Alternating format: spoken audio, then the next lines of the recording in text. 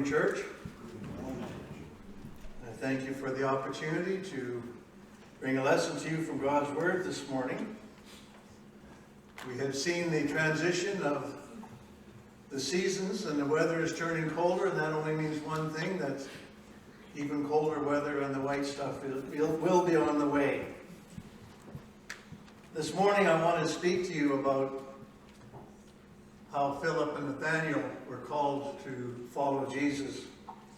And I'll also be sharing 6 other examples of those who dealt with doubt and skepticism.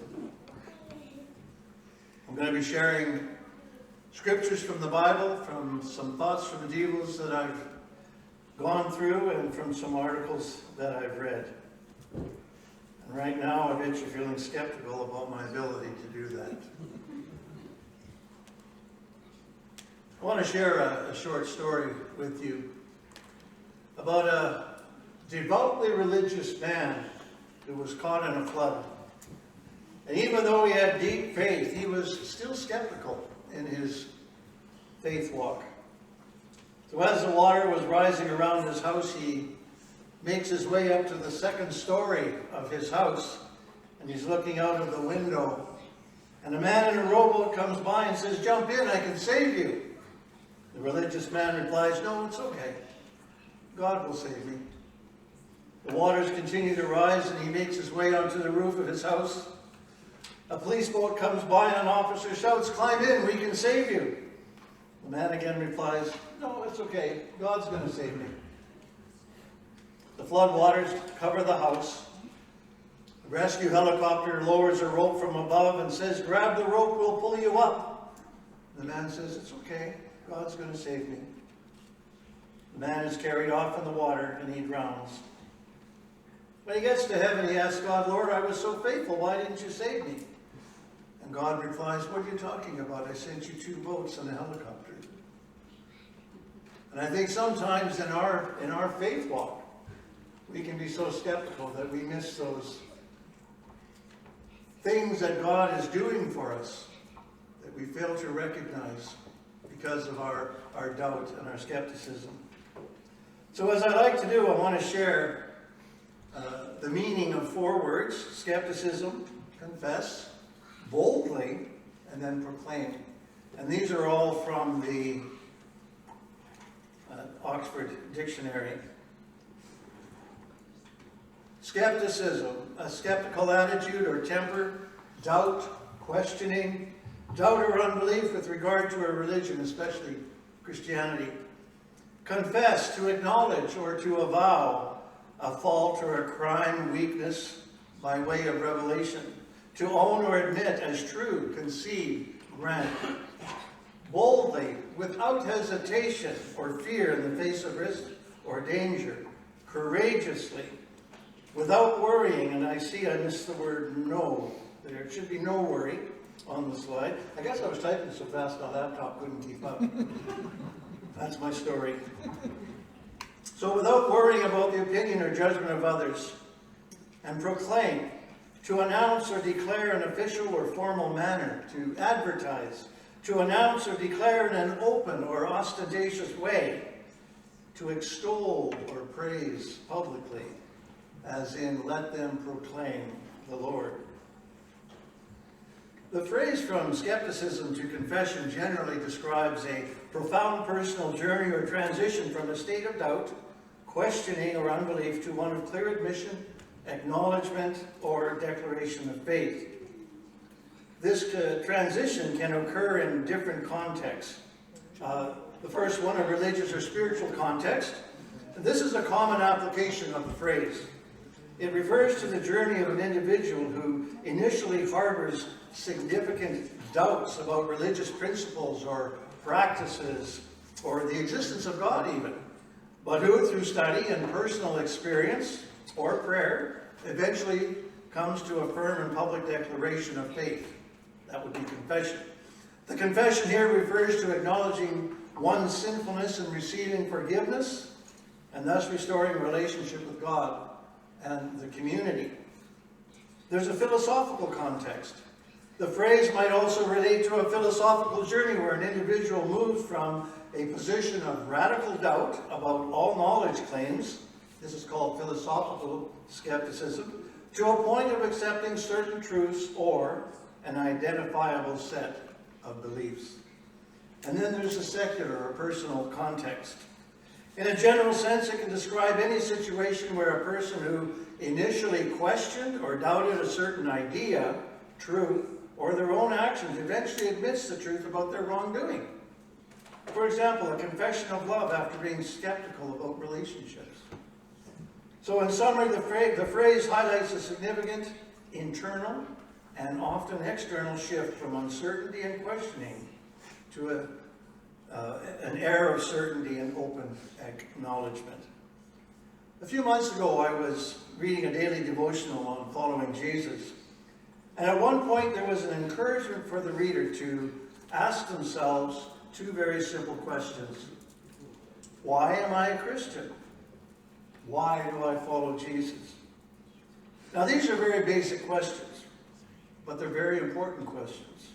Because simply asking these questions helps us to make sure that what we are doing is for the right reasons, and it helps to guide us moving forward. So as we continue with the lesson, I want to come back to these questions and think about it with today's reading from John in mind. Today's reading focuses on how the first disciples were called, and looking at their call stories can help us to think about why we're here and consider our own call stories. So let's take, for a few minutes, a look at how Philip and Nathanael were called, how they came about to follow Jesus. And let me encourage you sometime during the next week to take a look at the Gospel of Mark and the account there of how Simon Peter and Andrew and then James and John were called to follow Jesus. And if you put them together with Philip and Nathanael, I hope you'll be able to better understand what it means for us to follow Jesus and what it means for us to be a part of a church community. When you think about why you're a Christian, this might be the simplest answer of all. Because Jesus called you. All of us have been called by Jesus to follow him. And being here in church is what followers of Jesus do. We get together with other disciples. We come here to worship and to pray and to support each other in our walks of faith. And to listen and to learn from Jesus through God's Word with the goal of becoming more and more like him. And that is what followers of Jesus do. But that leads to another very important question. If we have all been called by Jesus to follow him, then the natural question to ask is why? Why should we follow him?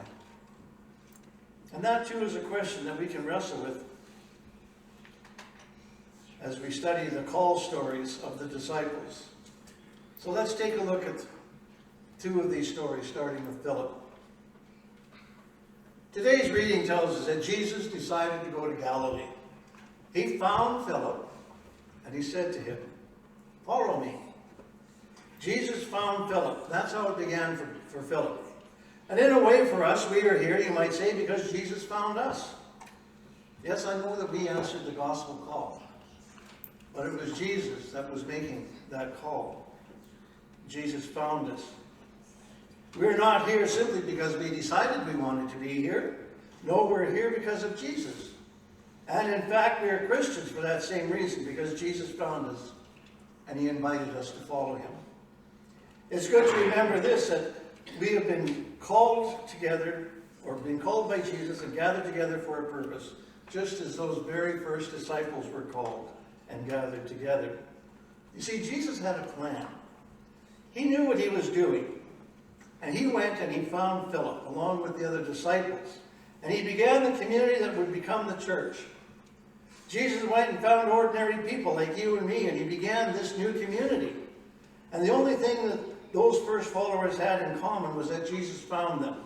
He chose them, and they accepted his invitation, just like we did. Jesus chose us, we accepted his invitation, and just like those first disciples, we slowly learned what that means. I'm pretty sure that Philip didn't know that very first day when he was called what he was getting into. And I don't think we did either. But slowly and surely over a lifetime of discipleship, we learn why Jesus chose us, why he brought us together, and what his plan is for us. This takes patience, it takes persistence, and it takes prayer, and it takes faith. Just like those first disciples, we have to trust Jesus and let him guide us, so that we can see more and more of his purpose for us all. And then there's Nathanael's story. We learn from Philip's call story. It answers the question of why we are Christians, because Jesus found us and invited us to follow him. But it doesn't really answer the question of why we should follow Jesus. We get the answer to that question from Nathanael's call story. Nathanael, however, was a different call story for how he became a disciple of Jesus. Right after Jesus found Philip and he accepted the call to follow Jesus, Philip went and found Nathanael. Notice how Philip was already becoming like Jesus by doing what Jesus did. Jesus found Philip, Philip found Nathanael. And when he did, Philip told Nathanael that he had found the one about whom Moses in the law and also the prophets wrote, Jesus, son of Joseph from Nazareth.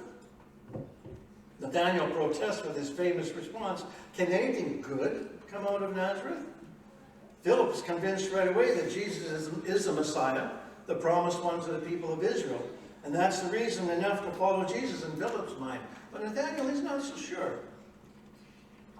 He's more skeptical. Nazareth can't be the home of the promised Messiah. It's an out-of-the-way place, not close to any economic corridor. It's not on any major trade route. And it's not much of a place at all. There's no glitz, no glamour, no pizzazz. Wouldn't the Messiah of Israel come from a more important place? Like Jerusalem. That's what Nathanael's thinking. So how does Philip respond to this? Well, he doesn't try to defend Nazareth or Jesus or his claim that Jesus is the one. Instead, he simply says to Nathanael, come and see. Come and see what? He doesn't say any more than that because Philip doesn't know yet what they will see, but he trusts in Jesus. So he invites Nathanael to trust him too. Come and see. And Nathanael accepts the call from Philip to follow Jesus. And when he does, he begins his own relationship with Jesus. And he receives an amazing promise from Jesus that Nathanael would see heaven opened and see the angels of God ascending and descending upon the Son of Man. So why follow Jesus? Well, there's the invitation. Come and see. That's Nathanael's call story. So how does it answer the question, why should we follow Jesus? The answer is tied up in that simple invitation from Philip to Nathanael. Come and see. Why should we follow Jesus? Come and see. What does that mean for us today? Well, here's one way to think about it. And let me offer a specific suggestion today, something that you can do in your life starting today. And it's simply this. Recommit. Recommit to putting Jesus first in your life. I know. You're thinking, I already have Jesus first in my life. That's why I'm here this morning. But slowly over time, without us even realizing it, things creep into our lives that change our priorities. Suddenly, just like in our relationships, we start putting more emphasis on career or other activities or wants or things that you desire. We've changed the priority in our lives without even looking at it or even realizing it. But if we take an honest look at ourselves, really think hard about where we are in our faith journey, we might just surprise ourselves and we might think, wow, how did that happen? So recommit to follow Jesus. Every moment, every day, live for him, learn from him. Look for opportunities every day to serve him. Take up your cross when necessary. Put his will ahead of your own, but follow Jesus every day, in every way. And then notice what happens. As time goes on over the next while, ask yourselves these simple questions. Does my life have more meaning? Did I see Jesus at work in my life? Am I glad that I put Jesus first in my life? Could I sense his presence in this world in my life? He promises to be with us always. Did I see that promise kept? Come and see. That's the invitation.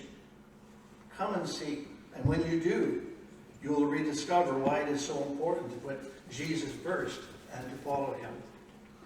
That's not to say I think that you will have an easier time in life, or if you do this, or that you will make more money this year, or that you will avoid sickness this year.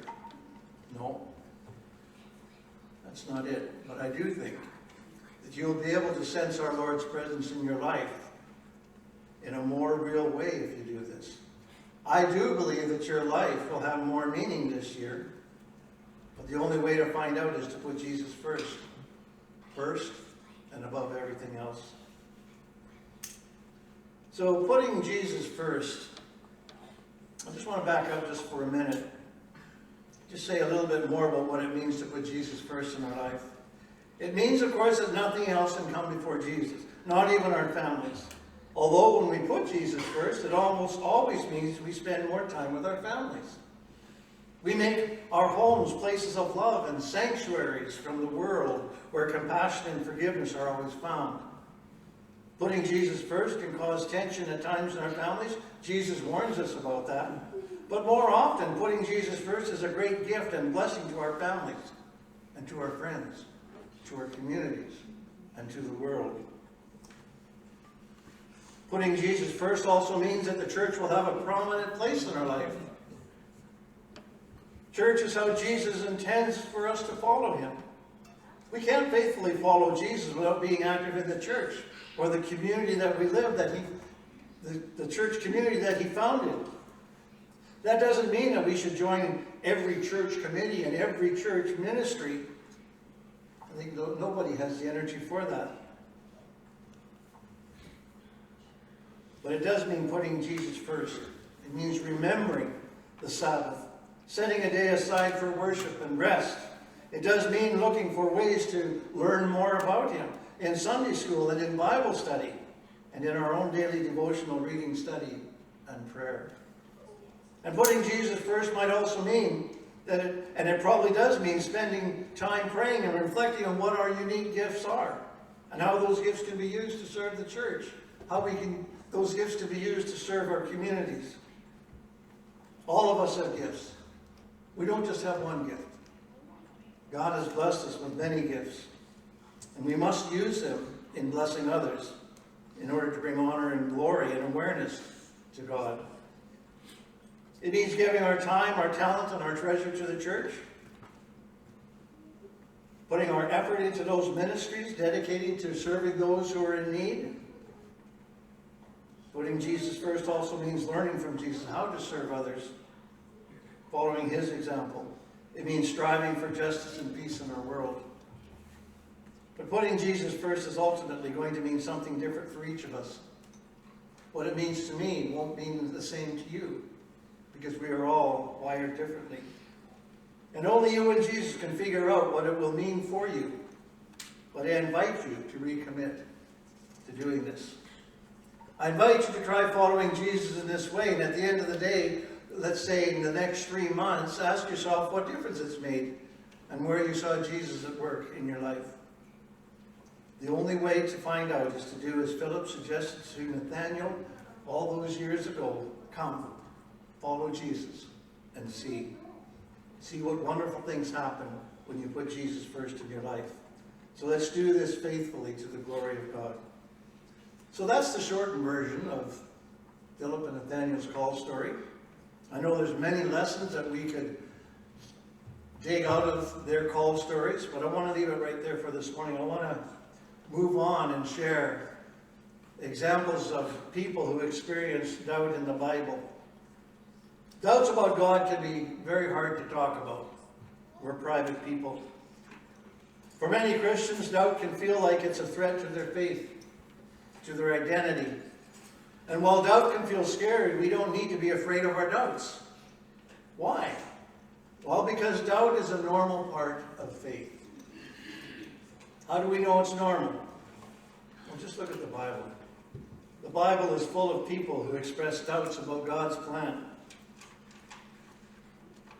They wonder why God lets bad things happen to themselves or to the people that they love and care about. And some ask hard questions about God's character and his love. These 6 examples that I'm going to share with you are of people who had doubts in the Bible. And I hope they help you feel like you're not alone in your doubts, and that doubts can lead to a stronger faith. And because of time, I'm just going to speak briefly about each of them. People in the Bible were complex people, just like we are. They had doubts, they had fears, they had questions. But they also experienced moments of strong faith. So the first one I want to talk about is Moses. Moses doubted God's power. God appeared to Moses in a burning bush and called on him to lead his people out of Egypt. But Moses had doubts. At first, Moses questioned his abilities and asked whether the Israelites would believe him. He said to God, "Who am I that I should go to Pharaoh and bring the Israelites out of Egypt?" Exodus chapter 3, verse 11. "And what if they do not believe me or listen to me and say that the Lord did not appear to you?" Exodus 4, verse 1. What was Moses doubting? He was doubting that God could use someone like him to make a difference. Can you relate? Like Moses, you might doubt God's ability to do anything meaningful through you. Maybe you feel like you're not good enough, strong enough, or smart enough to make a difference. Or you might feel like your past choices disqualify you from having a positive impact. God reassured Moses and gave him power as proof of his presence. Moses knew on his own he was not enough. But God met his doubts with grace and invited Moses to rely on his power. The second one is Elijah. Elijah doubted God's plan. Elijah experienced some intense doubts in the book of 1 Kings. Elijah called down fire from heaven and defeated the prophets of Baal. But he didn't celebrate. Instead, he went on the run from a powerful, ruthless ruler who had a habit of killing God's prophets. For some time, God sustained Elijah with food and water, but Elijah still had his doubts. Here's what he said in 1 Kings. "The Israelites have rejected your covenant, torn down your altars, and put your prophets to death with the sword. I'm the only one left, and now they're trying to kill me too." 1 Kings chapter 19, verse 10. So what did Elijah doubt? He doubted God's plan. He said that everyone faithful to God had either given up their faith or died, and now he was the only one left. So Elijah thought God's plan, his good plan, had failed, and he didn't see the point of living anymore. Have you ever felt like God failed you? Maybe you prayed for something and God didn't answer how you hoped that he would. Or maybe something unexpected threw your life into a tailspin. Now, like Elijah, you feel alone and abandoned and afraid. God responded to Elijah's doubt by providing him with reassurance and guidance and company. He let Elijah express his doubts, and he met them with grace. When Elijah was ready, God helped him find hope in his good plan. And there's the woman at the well in John chapter 4, verses 4 to 42. Corey used this example last week in his lesson. And I'm pretty sure because of the way her community treated her, that she was skeptical of this man who had asked her for a drink from the well. She had no idea who he was. She was probably confused that a man would be speaking to her in the public square, something that was taboo at that time. After speaking with Jesus, she soon realized who he was, and she believed in him. Even though she had been ostracized by her community for so long, something that would have terrified most of us, what did she do? She went away boldly professing her belief in Jesus to the very community who criticized her. How powerful is that? Then there's Job. Job doubted God's character. Job was a wealthy and faithful follower of God who suddenly lost all his wealth, his children, and his health. In the face of his suffering, Job questioned God's justice and fairness. He said, "Why did I not perish at birth and die as I came from the womb?" Job chapter 3, verse 11. "And why do you hide your face and consider me your enemy?" Job chapter 13, verse 24. Have you ever had a moment where you doubted God's goodness and questioned his character? If so, you can probably relate to some of what Job felt. Job lost everything. He lost everything he had, and still he remained faithful to God. But he also expressed his doubts. That's because doubt and faith aren't at opposite ends of the spiritual spectrum. Instead, doubts help us examine our faith. let go of our false beliefs and strengthen our trust in what's true. Job felt despair and frustration that led to pain-filled questions. And God met his questions with grace. God responded to Job's questions with some questions of his own. He reminded Job of his power and wisdom, which led Job to trust God in the midst of his doubt. And then there's Peter. Peter doubted Jesus.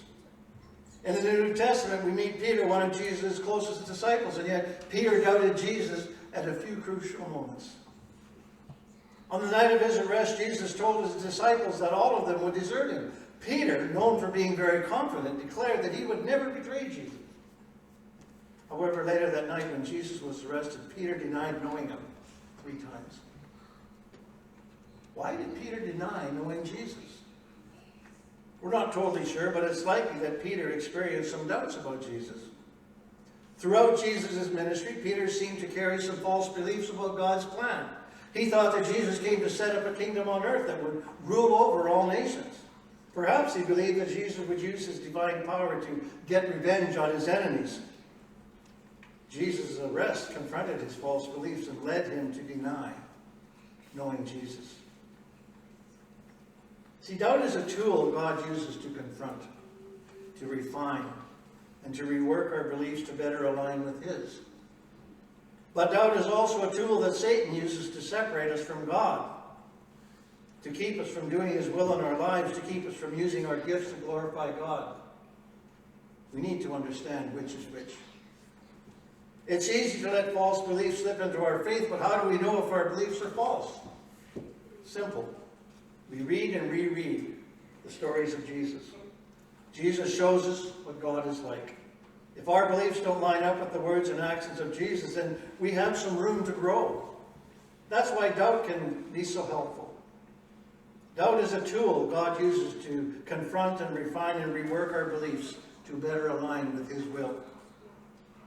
Peter's doubts devastated his faith, but Jesus wasn't done with him. After rising from the dead, Jesus met Peter's doubts with grace and welcomed him back.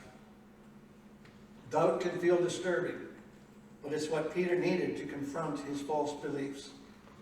So don't be afraid of your doubts. They might be God inviting you to re-examine your beliefs so that you can have a healthier faith.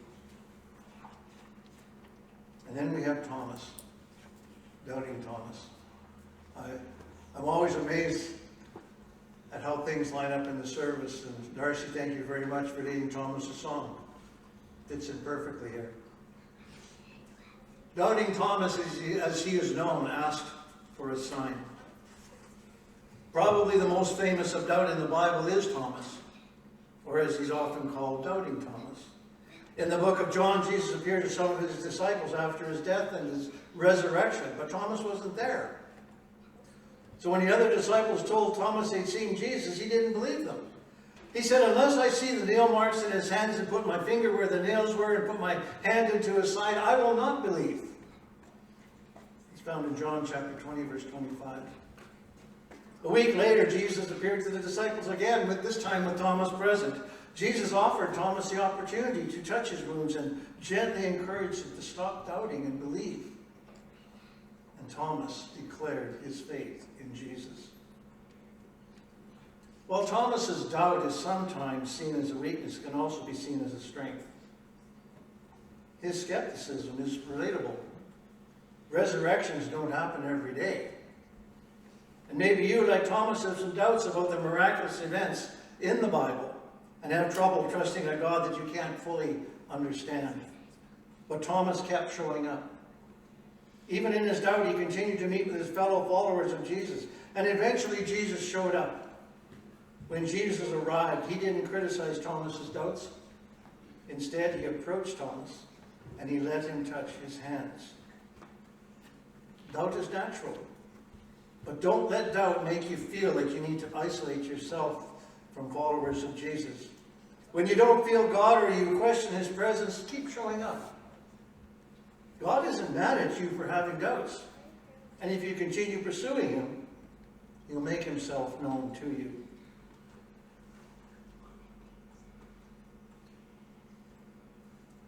In times of doubt, let's remember these things. Let's remember these stories in the Bible. That God meets doubts with grace, not condemnation. That doubt isn't a disease, so don't let your doubts cause you to feel like you need to distance yourself from God or from fellow Christians. Instead, doubt can be a powerful way to deepen your faith and help you experience a closer relationship with Him. If you're having to deal with doubts with your faith, maybe you need someone to talk to. I know that any one of the elders, Corey, will be willing to speak with you. Or maybe you decided to give your life to Christ. The baptistry is ready, waiting for you, just as Jesus is waiting for you. So come and see. Come and see what a life lived for Christ is like. Thank you, and may you have a blessed week.